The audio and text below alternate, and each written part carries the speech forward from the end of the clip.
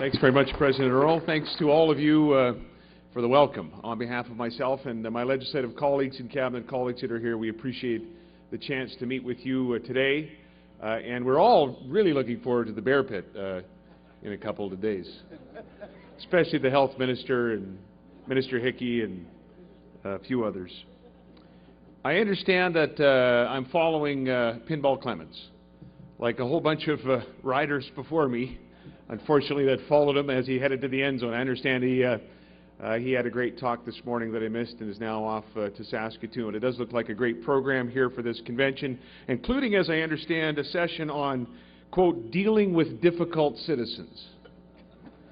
It's interesting to read a little bit about the session. It says where you will learn, as delegates, you'll learn how to handle, quote, the telephoning terror and the one-issue wonder. Kind of like, say, a provincial group that might phone a lot and ask for an infrastructure program and ask for ask for it again. Could I get the PowerPoint from that session later today? Ladies and gentlemen, last year Minister Hickey and SUMA Vice President PA Mayor Jim Scarrow and SARM President Dave Merritt, looks like we have a good turnout from SARM here again, signed a letter of understanding renewing the government's partnership with municipalities. The event didn't get a lot of coverage. Not a lot of media play at that particular signing, but it was very, very important. It was important because the province of Saskatchewan, those whom we respectively represent, those for whom we work, the people of this province, depend on the partnership that we're going to forge, that we will continue to build in the years ahead. There's a Greek proverb that goes, divide the fire and you'll soon put it out. We cannot afford to divide the fire in this province that is burning brighter than it ever has. All of us, the province, in SUMA, in SARM, I think we understand that. Our constituents understand that. So today I'd like to take stock of what we've been able to accomplish together during the past 4 years and then consider what might lie ahead. Just before I do that, though, let me say thank you to the leadership of this province, many in this room, to community heroes, to the volunteers who battled far too many floods, and frankly, who battled fires in over the last year. I witnessed firsthand the determination of mayors and councillors and emergency responders and volunteers and everyday heroes who work to get their communities through crises and then work quickly to get their communities back on their feet after they faced them. We were in Yellowgrass where we met with the mayor and council. I'm not sure if Mayor Wilkie or others are here, where they not only battled off the flood by building various earthworks around Yellowgrass, but they had time for a steak night right in the middle of it. I think they might have watched the Rider game, and their work was rewarded. Down the road in Weyburn, Deb Button and members of council, but I know especially Deb, I was talking to her during the crisis, was really almost there around the clock working to make sure that sewer and water infrastructure in that community was sustained through the risk of flood. She was there, I think, around the clock, including spending up to 14 hours one day with Dustin Duncan, the MLA down there and the minister. And on behalf of all of us who have to spend just one day a week with Dustin, Deb, that's a great sacrifice you made. There, too, were the community leaders and everyday heroes of Roche Pierce and Estevan, Oxbow, Cumberland House, Lampman, Moose Jaw, LaRange, and Radville. 500 communities affected by flooding or various issues last year. On behalf of your residents, thank you very, very much for your leadership and dedication. I think you should give yourselves a hand.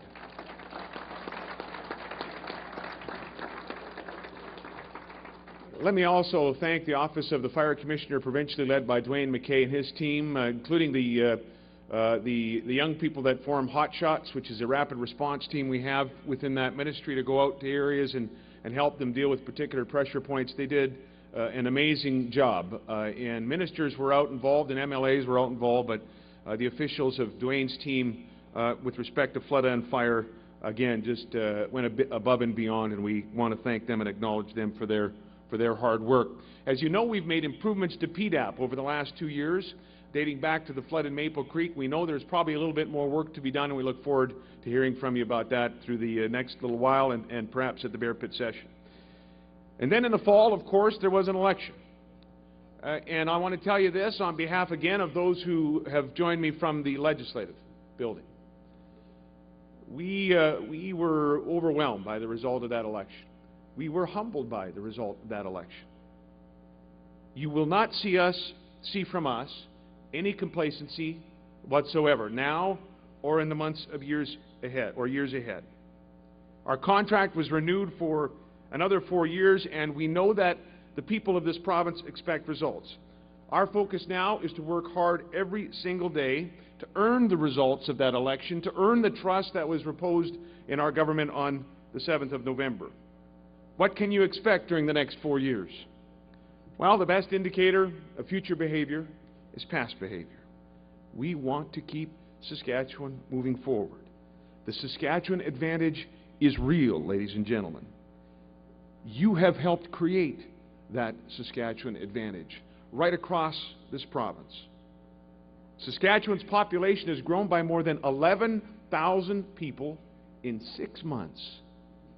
Think about that. In 6 months, this province has grown by 11,000 people. 1,063,535 call it home.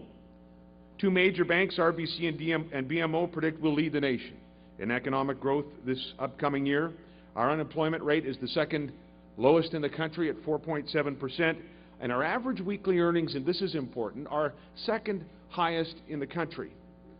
It wasn't very long ago that we weren't just in the middle of the pack, we were trailing the middle of the pack in terms of average weekly earnings.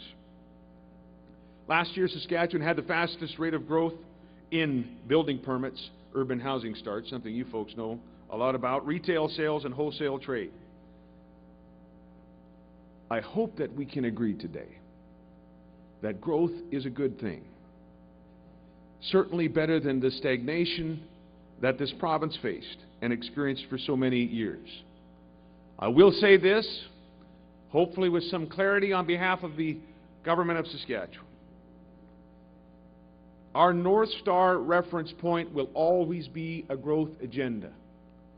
You will never have to wonder, what's the Saskatchewan government about? We are going to be about growth. We are going to pursue opportunities for growth right across different ministries and in partnership with groups like SUMA. The elements of our growth agenda remain unchanged and will remain unchanged. They are principally fiscal responsibility, balanced budgets, and reduced debt. They are tax and regulatory competitiveness. They include infrastructure investment, more on that in a moment. They'll include international and extra-provincial engagement. We will tell our story and work to attract investment. And finally, innovation. And you'll hear from our government, and in fact, in a couple of days from me specifically, more about what we want to pursue in terms of a very bold innovation agenda for this province to build the next economy on the strength of the current economy. I know that we will also all agree, though, that with growth comes challenge. We are determined to work with you to address those challenges. One measure of that determination is the partnership we have sought to build with you, those who are on the front lines of the challenges of growth, the people in this room and those you represent. This fiscal year, municipalities will receive $217 million under our revenue sharing program. That's a 29.5% increase from the previous year, and that's more than a 70% increase than the amount 4 years ago, an unprecedented increase, really. Next year, revenue sharing will grow by a further 9.5%. And this is significant, ladies and gentlemen. While I know you want to talk about infrastructure, and we will, this is significant because we campaigned on a platform that said we'll hold increases in spending to 4% provincially. Revenue sharing is going to grow by 9.5%. And I want to tell you, with respect to this current year we're in, the third quarter report will come out, and there are fiscal challenges for us here in this province, even as we experience economic growth and prosperities, some anomalies in the corporate income tax, some very significant ones, a bit of a softening, we think temporary, on potash, is posing revenue challenges for the province. We'll balance the budget, we'll keep the Saskatchewan advantage, but it's an important contextual reminder as we head towards a provincial budget. And of course, with revenue sharing, the pie will grow bigger still as the economy expands in the years ahead. And notwithstanding the process underway reviewing the 4 funding pools, whatever changes may arise from that, whatever the fiscal state we face in this province, we have an agreement with SUMA and SARM, with our municipal partners. We have made a commitment with respect to revenue sharing, and we will keep that commitment. We will sustain that commitment as long as we have the honor of forming the government of Saskatchewan. We promised to renew the province's infrastructure, working along with SUMA and SARM and others, and this is clearly one of those challenges of growth where we need to continue to work together. We've come a long way with respect to the infrastructure issue. The province, the municipalities, the federal government have all had a hand in it, the private sector as well. Since 2007, our government has invested $4.1 billion in infrastructure investments in highways and schools and hospitals and with our municipal partners. In highways alone, in fact, in our first 4 years, the increase in highways capital spending is up 60% over the last 4 years of the previous administration. And still with all of that, you know, I know, we still have a lot of work to do with respect to our roads. Close to $300 million of those capital expenditures that we've made in those first 4 years have gone to the municipal sector through MEEP, through SIGI, through the new SIGI Rec project that we're talking about. And of course, a large amount of money has flowed together with our federal partners through 2 versions of Building Canada and the Infrastructure Stimulus Fund. The flow, though, is now just a trickle, especially with respect to those tripartite programs, as you know. And the question then is, where do we go from here? Well, wherever we go from here, I need to tell you that the context for the government will be fiscal probity. It will be fiscal responsibility. It is the most important element of our government's growth agenda. Fiscal responsibility is creating for us the heart of the Saskatchewan advantage. When we travel the world to tell Saskatchewan's story, when you travel to promote your communities, to tell Saskatchewan's story, you're telling them a very unique story today. 9 countries in the European Union have had their credit rating downgraded, including France. And not too many months ago, the United States of America lost their AAA credit rating. Saskatchewan, in that same time frame, was upgraded for the first time ever to AAA in terms of its credit rating. We were the only province in the Dominion of Canada to receive a credit rating upgrade, and that rock-solid fiscal platform has to be the foundation for this generation of growth and for a succession plan for future generations in this province. We do not subscribe to the notion that a strong economy automatically leads to a bigger government. We are right now embarked on a process to reduce the size of our government by 16% in terms of full-time equivalents, FTEs. We're in the middle of it. We're going to continue to make progress. We'll meet that goal of reducing government by 16% over 4 years. And I'm just going to throw it out there today in the company of all of these local governments as food for thought, because I think together with our public service in Saskatchewan, we've been able to make sure that service has not dropped off in this. Not sure if you've noticed a service drop off, I hope not. That we've been able to use lean techniques to improve and create opportunities for efficacious public service delivery while reducing the size of government. And I think we need to look at that at every level of government in this province. Ronald Reagan once said, quote, "Governments always find a need for whatever money it gets." We have to avoid that kind of thinking in this province. When it comes to infrastructure, we have to strike the right balance. Spend too little and we jeopardize the economic momentum underway and the quality of life that we prize in this province. Spend too much and we risk our fiscal health in Saskatchewan, which is that foundation going forward for future growth. I know that work is well underway, guided by a steering committee which includes members of SUMA and SARM, the New North, and Municipal Affairs. The committee is working with outside experts as well. We're trying to develop what might be possible in terms of a future infrastructure partnership. We're looking at best practices to optimize our investment in this area. We're near completing assessing financial alternatives. The government, by the way, is interested in innovation in financial alternatives. We have not ruled out P3s. If they will work, if they will deliver value and infrastructure for communities and for citizens across this province. There is a project to quantify the municipal infrastructure gap in Saskatchewan underway as well. In the months ahead, the steering committee will consult with relevant government agencies, the private sector, and, of course, you. We hope to have this process wrapped up by the fall. We're encouraged that the federal government has at least started its own engagement process with respect to infrastructure, though they're lowering expectations. At least that's the message we've got.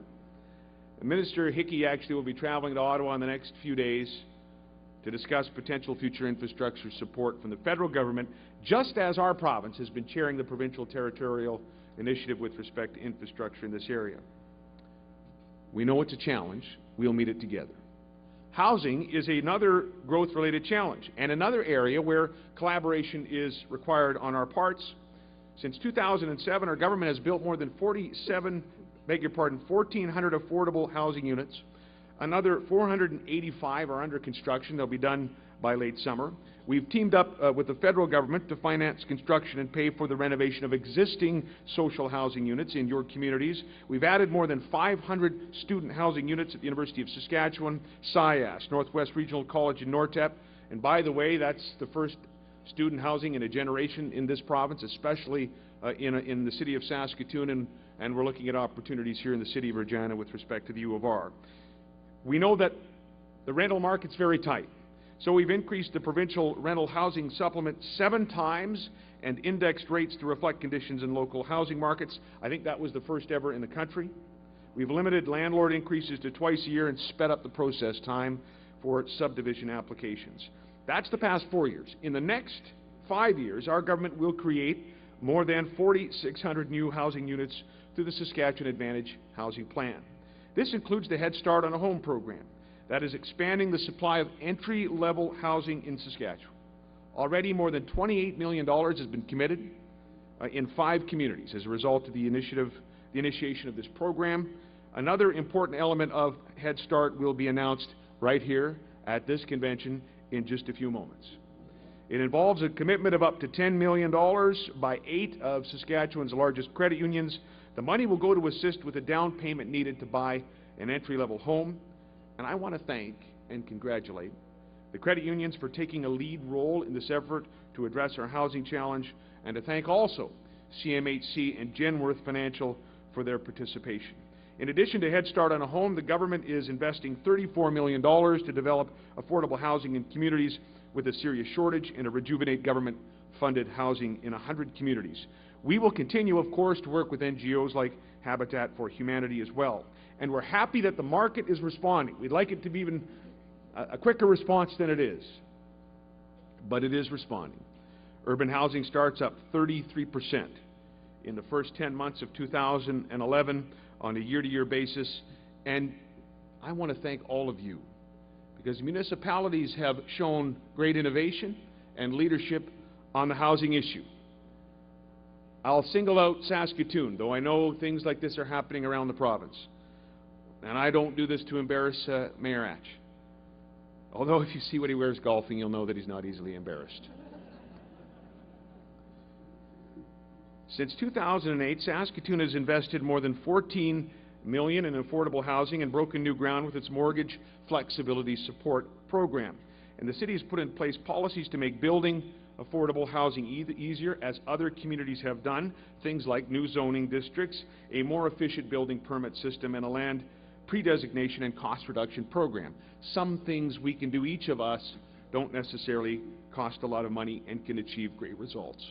We know there's more work to be done on the housing file. I think it was pretty clear from the first session of this legislature after the election that we will remain open to ideas from you as to how to deal best with the issue, with the challenge of growth related directly to housing.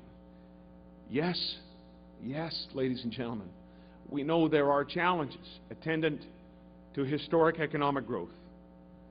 We are determined to learn from the experience of other fast-growing jurisdictions. We ask, though, for your partnership in this and for your understanding as we head further into the uncharted territory of this new Saskatchewan. Because fiscal responsibility must be at the heart of the Saskatchewan advantage. It'll make whatever we do more sustainable and lasting for the future. The British historian Thomas Macaulay once said, "A government should be judged by its general tendencies, not by happy accidents." It poses a question for all of us in this room. It poses a question for us in government. What have been our general tendencies? How would they be described? I hope that they would be described this way, that we have a tendency to balance the budget, that we have a tendency to welcome investment in this province, that we have a tendency to tell Saskatchewan's story wherever we are and in ways it's never been told, that we have a tendency to look after those most vulnerable among us, that we have a tendency to innovate and consider the future, invest in the future.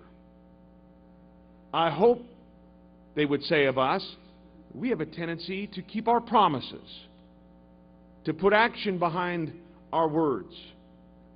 When you keep promises, you build trust. Trust is the foundation of an effective partnership, and that's what we have today with SUMA. I mentioned that this is a special time in Saskatchewan's history. I believe it with all my heart, and I don't think we need to or want to squander it.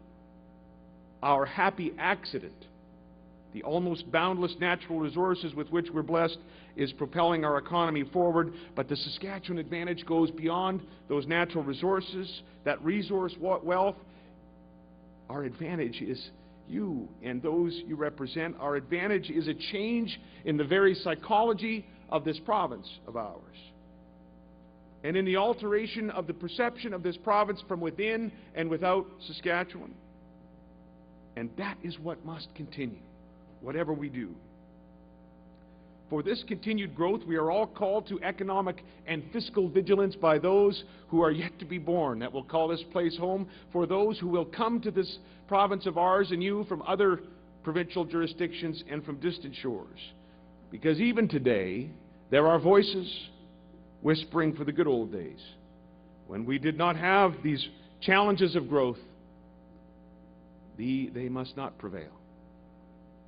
For those days are the days of suitcases and tanks of gas given as graduation presents. Those are the days of grandparents heading somewhere far away to visit their grandkids every long weekend.